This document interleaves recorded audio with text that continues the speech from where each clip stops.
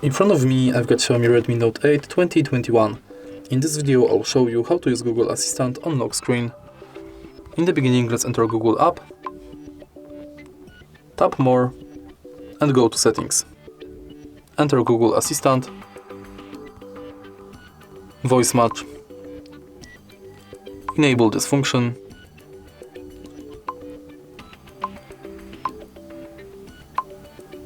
and now retrain voice model. OK Google. OK Google. Hey Google. Hey Google. Now let's go back. Enter lock screen and make sure that this function is enabled. Now you can simply lock the screen and say, Hey Google.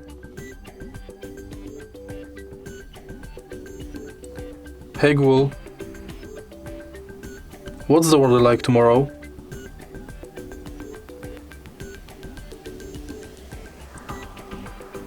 If you find this video helpful, please leave a like, comment and subscribe.